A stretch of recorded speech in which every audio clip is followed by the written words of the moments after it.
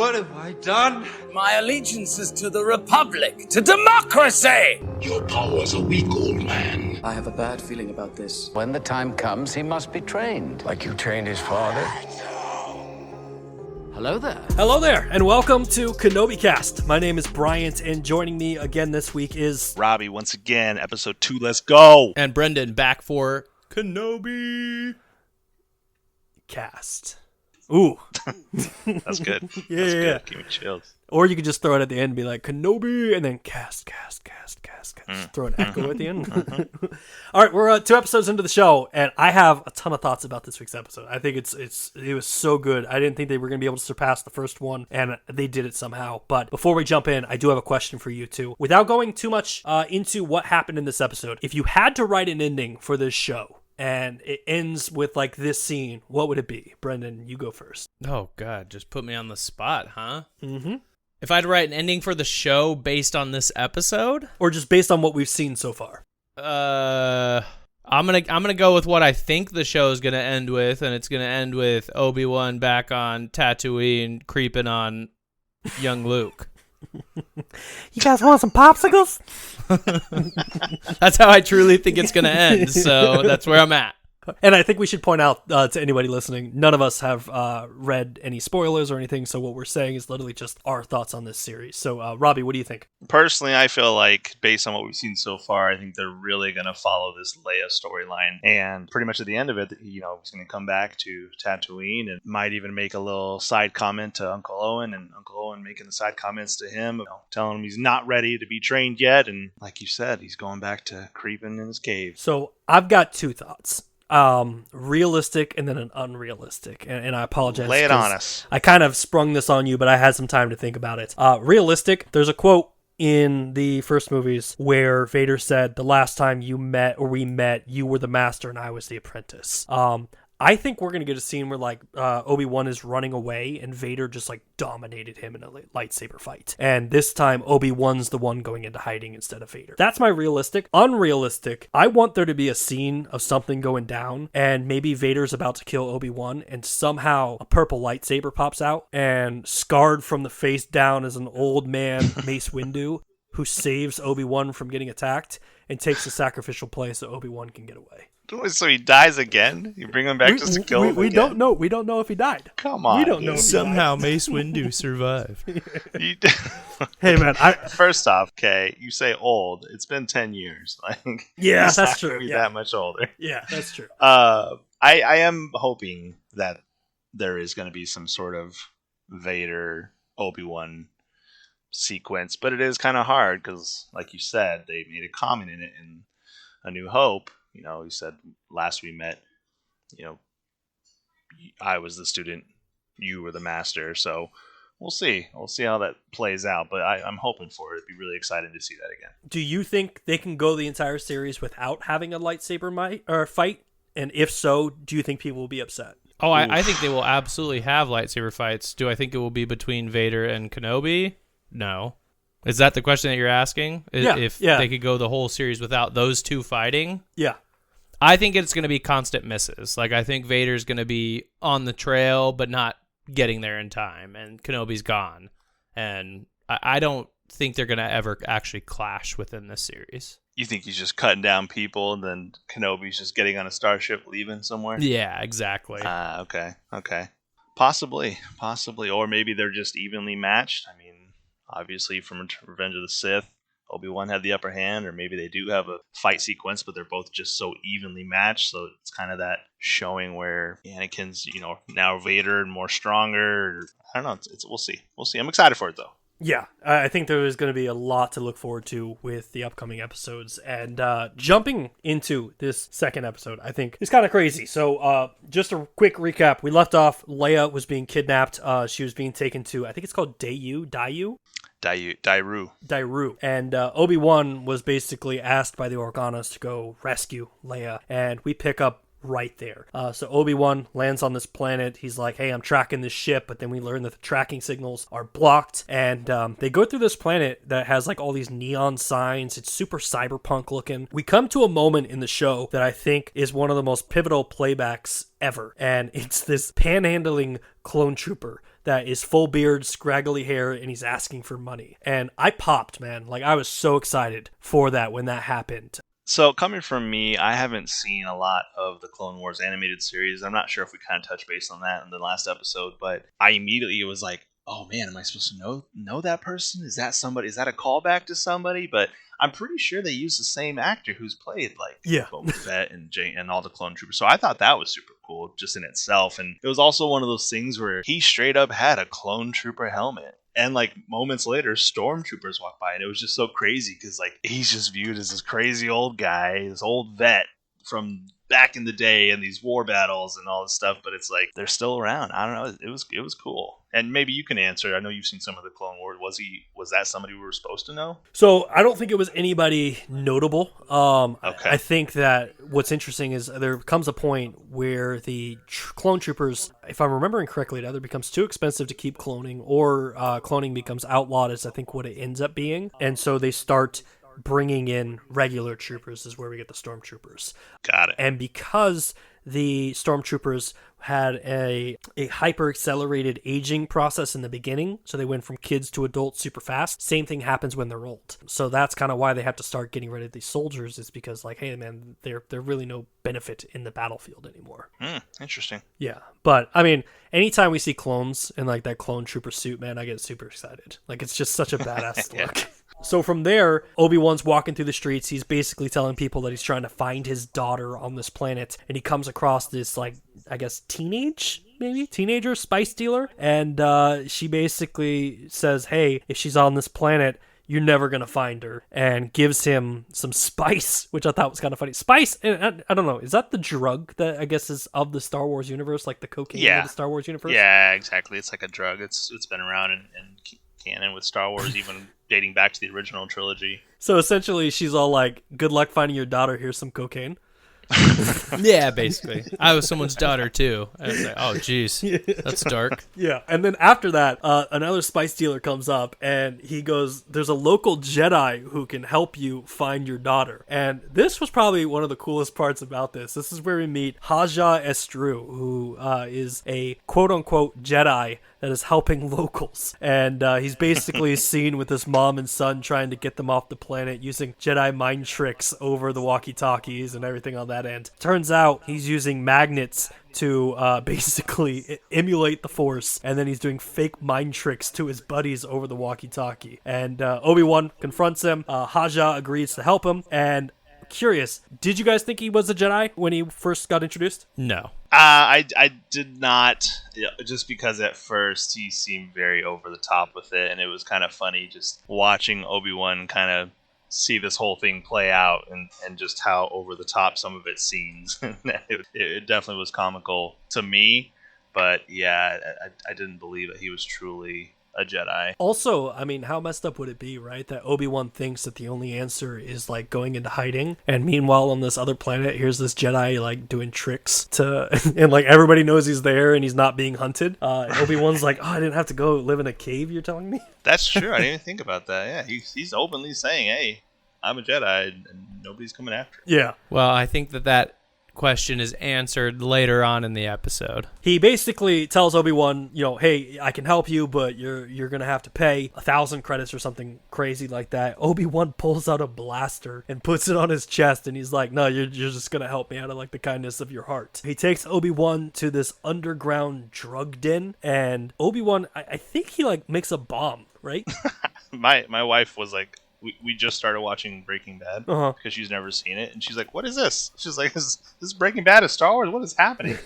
So I'm not sure what he was doing. I don't know if he used some of the spice that dealer gave him or what, but it seemed like some sort of chemical reaction he used as a distraction. But the way I took it was that he either threw something in there or he turned up the heat to the point where it just overheated and blew up that bottle. Kind of a cool vibe too. Like each episode's gonna have like this weird feel, and this one had a distinct feeling within itself where it was like this like crime noir investigative feeling. So I thought that was kind of cool too. So he creates this diversion, goes further into the building where he finds the holding cells and gets into a fight with these thugs in the hallway, and he beats the crap out of them, and he's like, take me to the girl. And then he goes in and it's a trap. They lift this blanket off, and it's basically a doll sitting there. The bounty hunters come in, and they catch Obi-Wan, and they're like, we're going to tell the Inquisitors that you're coming, which I think is kind of like the first holy shit moment of the show, where you're like, oh my god, man, Obi-Wan just left the house, and he's already in trouble.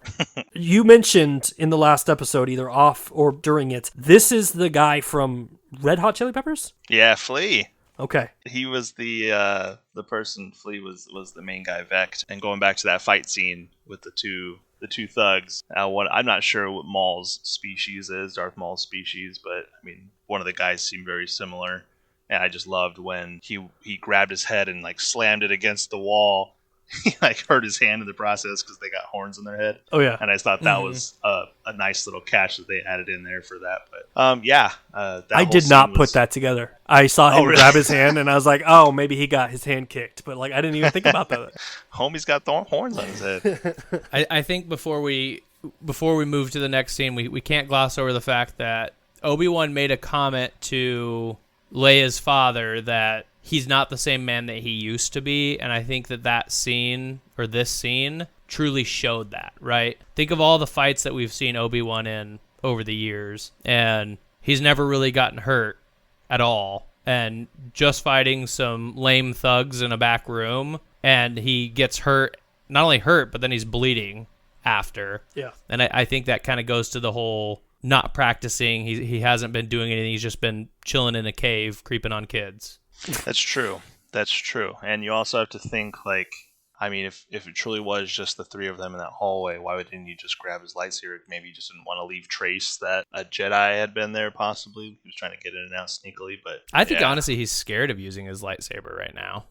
The last time he used it, he cut down his best friend, and he constantly keeps making, like, choices to not use it, which, in general Jedi fashion, is weird. But I truly think he's scared to turn on his lightsaber right now. Well, and you guys are bringing up something that I didn't even think about, because I completely spaced on the fact that he didn't use his lightsaber. But when he met Haja, he pulls out a blaster. And in the prequels, he's like, this is such an unsophisticated... Primitive. Yeah, he's like, this is such a how uncivilized. Weapon. Uncivilized, yeah. So, but that's how his weapon of choice. Uncivilized, that's his comment, yeah. Yeah, but now he's like not even using his lightsaber. I didn't even pick up on that. That's killer. Yeah. So from there, Obi-Wan escapes the bounty hunters by using the spice and turning it into a bomb and throws it on the ground, and it causes all the other people to kind of breathe it in and pass out. He escapes from there, and he finds Princess Leia. And I was kind of hoping that they would do like a little bit of a throwback to like A New Hope in this scene, where she's in the prison cell and he's like, I'm Obi-Wan, I'm here to rescue you, or something like that. But nope,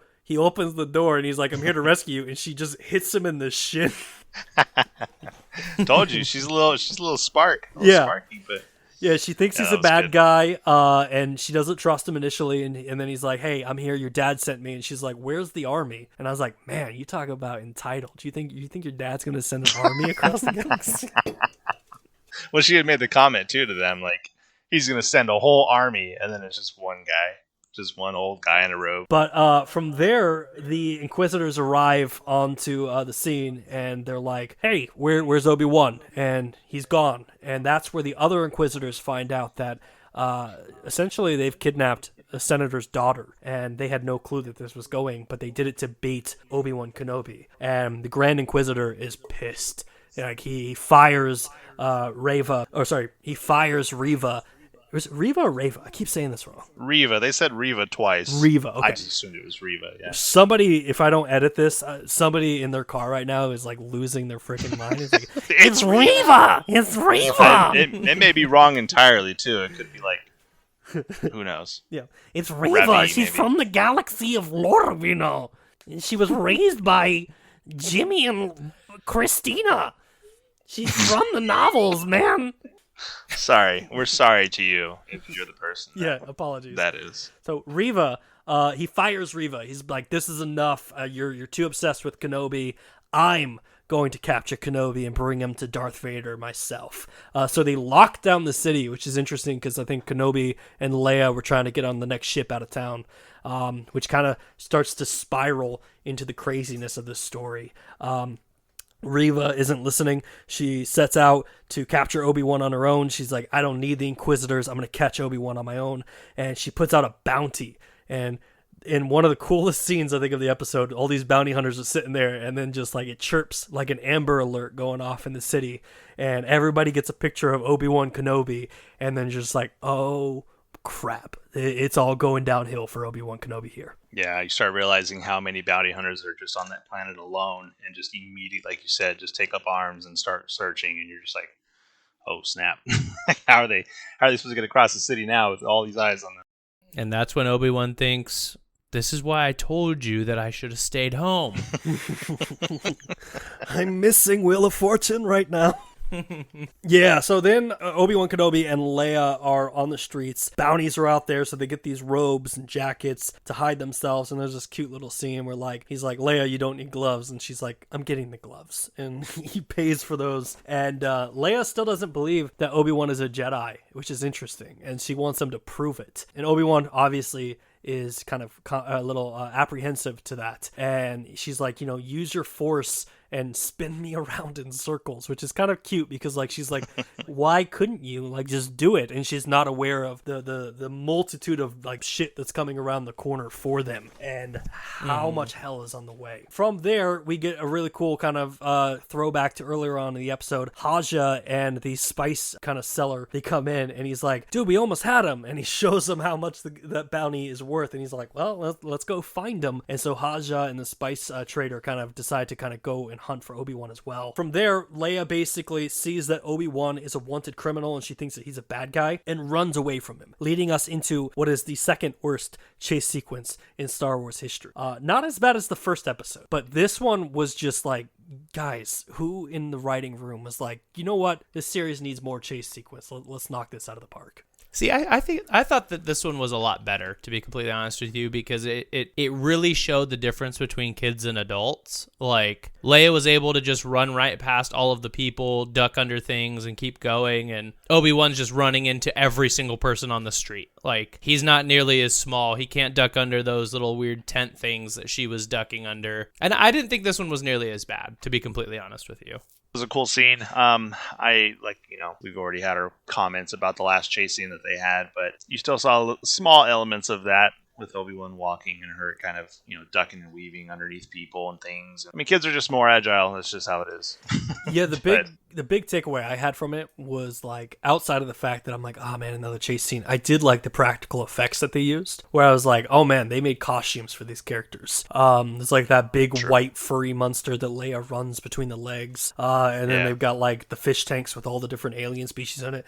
I'm all for that, man. Like, I as much as I like CGI, I also like the practical effects of the original movies. So the more that they do that, I think that's super cool. So from there, the chase goes to the rooftops, and Obi-Wan is chasing Leia from rooftop to rooftop, and the bounty hunters are on the rooftop as well. So that creates like our first little action sequence where there's like blaster fire for going from rooftop to rooftop, making a ton of noise. Reva sees it from halfway across the city, and she knows that's where Obi-Wan is. All the while, Obi-Wan's trying to be the responsible adult, and he's like, Leia, do not jump off the roof. Do not jump off the roof. And he's just shooting blasters. But I will say this scene did teach me one thing, is that I think the stormtroopers need some credit now. Because for years, people were like, stormtroopers had terrible aims. I think it's just the guns.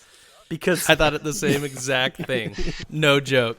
I was like, he can't shoot either. To be fair, though, when Obi-Wan doesn't ever shoot a blaster. Like, yeah, I understand him not being able to hit his target, but the bounty hunters that do this for a living, they should have hit him. Yeah, I think you just can't aim. I think you just have to point and hope you hit it. So from there, they basically, Obi-Wan is like, hey, do not jump from the roof. You can't make the jump. And Leia decides to do it. He couldn't stop her. And she starts to fall to the ground. She crabs onto this kind of clothes hanger wire going across the buildings. And we get this really cool scene where she's losing her grip. Obi-Wan's reaching for her. And for the first time in the series that we know of, Obi-Wan has to use the Force. And he reaches for her. She slows down and hits the ground. Here's something that I have to say about that scene. Obviously, Obi-Wan tried as he may to catch her almost immediately. And this is just me talking here. I feel like it's going to come out later in the series that he failed to catch her and she caught herself. Ooh. Even though she says, you really are, Jedi. You caught me. I think because it maybe could, and maybe I'm completely wrong, but I mean, you saw that in instances with like Mandalorian with Grogu. He was able to do things when he was scared or upset or afraid something was going to happen. That's when he was able to kind of do something. I almost feel like that's kind of how this is going to turn out later. See, I'm going to disagree with you there, because the way that I took this was that Obi-Wan's been trying to contact Qui-Gon. Qui-Gon's not responding. And that scene right there is what changed my whole thinking about that. Is I think Obi-Wan had closed himself off out of the Force, honestly. And I think that he struggled so hard to actually catch her because he had to reopen himself to the Force before he could.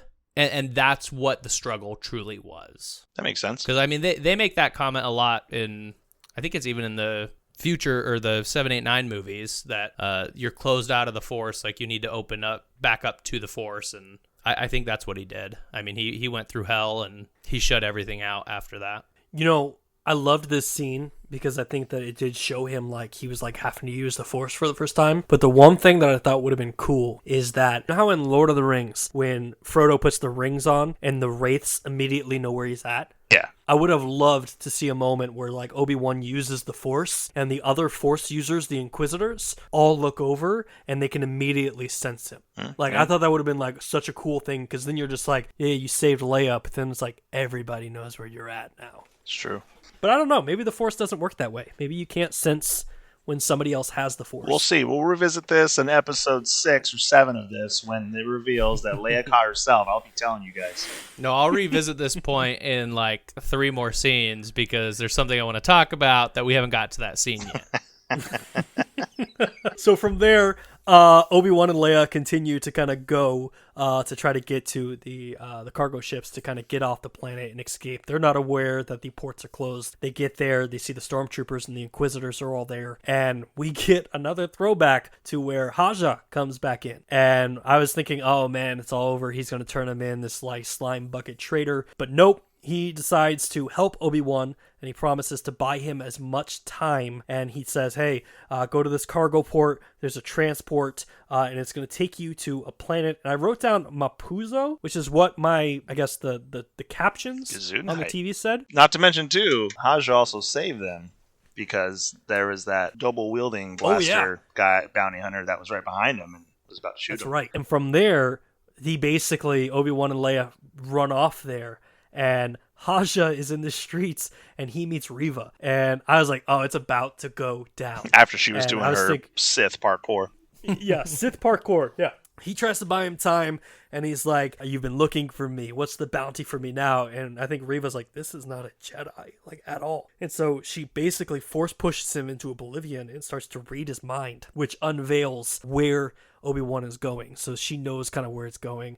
Does she kill Haja? I can't remember. No, she just left him. She just left him. You can't kill comedic relief. There's hopes for a sequel. That's Haja, Jar Jar, let's get a little buddy action film going on. Comedic relief never dies. That's just the rule of film. And from there, we get to the port, where this is probably one of my favorite... no, it's my second favorite, because my favorite's coming up. But there's this really neat scene where Leia is talking to Obi-Wan, and she's kind of assessing the situation and takes charge. And she's just like, how come you don't trust anyone? You need to trust people. And Obi-Wan looks at her and smiles and says, you remind me of someone. And obviously, he's thinking about Padme and how fearless and she was stubborn. And Leia's like, I'm not stubborn. And if it wasn't for the upcoming scene, I think that would be my favorite part of this episode. What was cool about that scene was, as a viewer, I know who Leia is. I know who she grows up to be. I know, her parents. But it's like you almost forget when you're just watching these characters, and like that moment where he's like, you remind me of somebody else. Then you start thinking like, oh my gosh, that is Padme. Oh my, that's a little bit of Anakin, a little bit of Padme. Holy cow, that's their parents. Wow, like it just brings you back to that sense of who she is. So they finally get there, and then they're approaching the cargo ship, and Reva arrives. And she begins to confront Obi-Wan, who immediately runs into hiding. We get this really awesome horror hunting feel, which I never thought I would see in a Star Wars movie, where they have like this super menacing moment and you feel like you're hiding from a murderer, from a killer. Reva is talking to Obi-Wan, and she's like, come out, I'm ready, I won't kill you. I can't say that he won't, kind of hinting at everything that's going on. Obi-Wan is basically buying Leia time so she can get to the ship. And while Reva is talking, she goes, Lord Vader will be pleased. And then she finally senses Obi-Wan in the room and she knows where he's at. And she also says, he's alive. Obi-Wan, Anakin Skywalker is alive. Which I'm going to pause there because I think that was the most epic moment of the episode. It was cool. Yeah. It was nice to see Ewan McGregor's face acting out as Obi-Wan, and just he did a good job of expressing that sentence being said to Obi-Wan, like seeing that shock on his face, thinking that he was dead. Do you also think that he's like, oh, I didn't kill my friend. I can forgive myself for that. Oh, that's a good point. I never thought about that. I mean, not in that moment. He's obviously not thinking Right. that, but like he's also like, oh, I'm not a Maybe murderer. we'll get there, but I don't think he was thinking that right then. I think he was more freaked out about the whole scenario, and I don't know, it's so difficult to like tell what he's thinking. I think that we're gonna dive more into kind of what he's thinking in the next few episodes, especially surrounding that. Yeah. But I do want to, before we gloss over the fact of this scene, this is the scene I was discussing earlier with I think he opened himself back up to the Force, because you made a comment in the previous recording of the first podcast that Obi-Wan was standing right next to the Inquisitor and the Inquisitor didn't notice him. Yeah. And there's no way that like they couldn't Force sense him. And I think that that's what changed. He used the Force, he reopened himself back up to it, and now she could sense him in that room. And that's kind of where that thinking came from. And now you see kind of the full circle of my thought process. Yeah, it makes a lot of sense. That makes sense. Leia still caught herself. Once again, that guy in the car who's raging, he's gonna like listen to the final episode, and that's gonna be the story. He's gonna be like, God damn it, they spoiled the ending.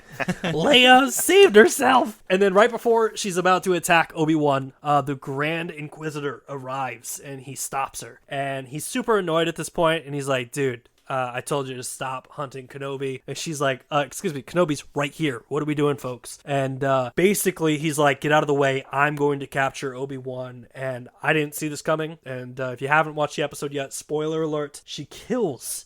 Or at least we think she kills. She stabs the Grand Inquisitor with a lightsaber and basically is like, I'm going to do this myself. And that little distraction or that little argument gives Obi-Wan enough time that he's able to race off to the cargo ship, get to Leia. They take off and Reva's following them, but she can't get to them. She can't jump onto the ship or anything. And then as the ship blasts off, the camera is closing in on Obi-Wan Kenobi, and he's clearly shell-shocked finding out that his best friend, his Padawan, this murderer, is still alive. And then he makes a Force connection, and we see the dead eyes of Lord Vader. Roll credits. It was a great ending. Honestly, it was wonderful to see like his acting and his shock of finding out about Anakin, and then for them to transition from there to Anakin as Vader and as like helmet off Vader was just even better. The fact that they brought him back to play Vader was just amazing as it is, but I literally had chills when they showed him in the back to tank, and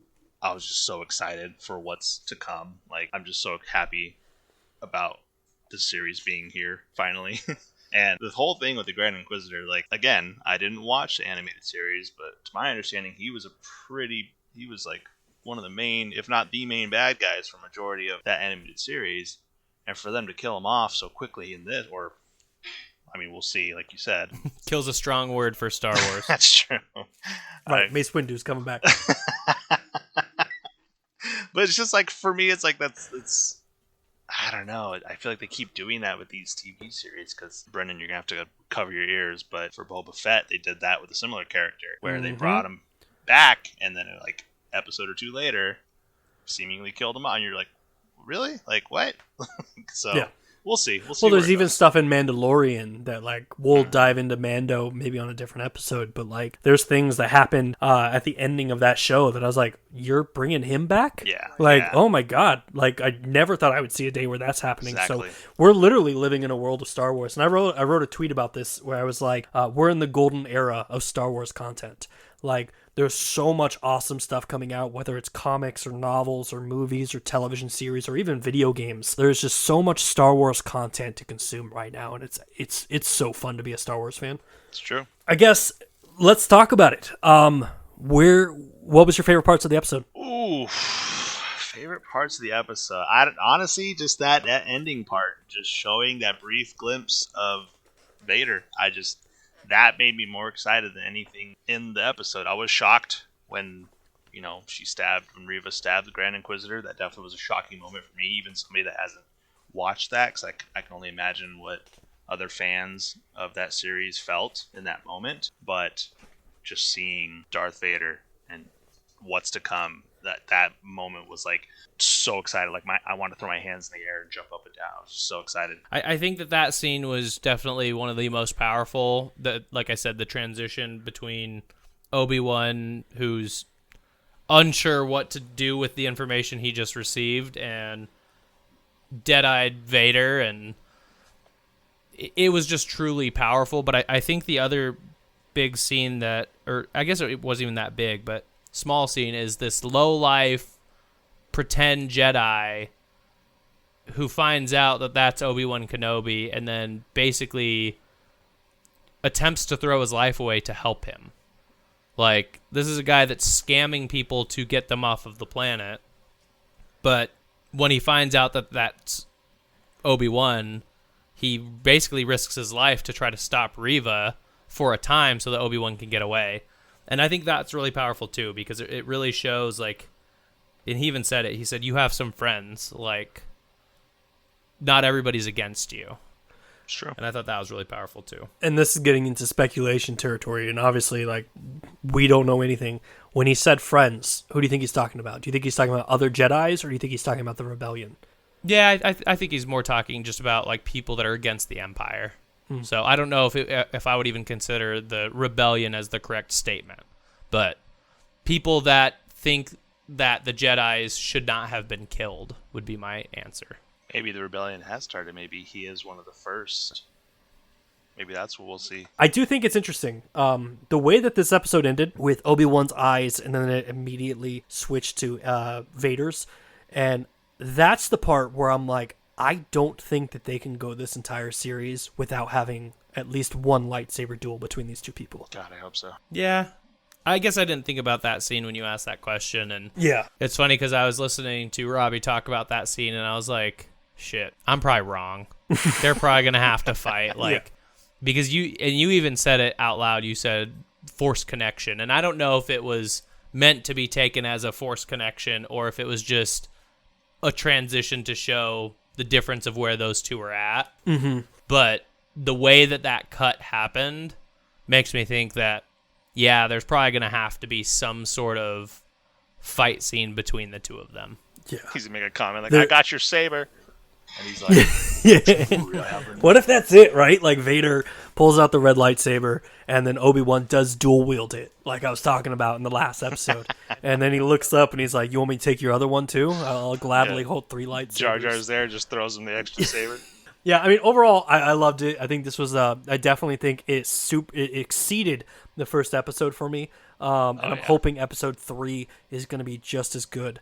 And I'm really, really excited. Yeah, I'm excited for it too. It took Book of Boba Fett a few episodes to really kind of get going.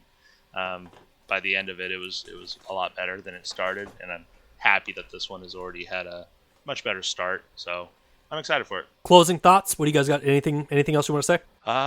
No, I'm excited to see where the story of little Leia goes with Obi-Wan. I think that's probably going to be the primary following of the episode, is just them on the run. And I think that's going to be the primary following for the first season of Kenobi. It's going to be the Kenobi and Leia story. I've been wanting to make this comment like 9 times because I don't remember which one of you said it, but one of you said that you thought it was interesting of doing a Leia story because she doesn't technically know who Obi-Wan is. She never actually finds out his name in episode 2. Now, that doesn't mean she will find out his name in any of the other episodes, but she just sees a hologram picture of his face, and he never actually introduces himself. Yeah, I don't think she knows that he's Obi-Wan. that's true. All in time. We got 6 episodes, so there's 4 episodes left. A lot to cover. We got 4 more episodes of the Obi-Wan Kenobi cast, and obviously if there's going to be season 2, we'll jump into that. But thank you guys so much for joining me again to talk about the epic world of Star Wars. And until next time, we will hear you guys in the next episode. Thanks for listening. May the Force be with you. Kenobi! Kenobi.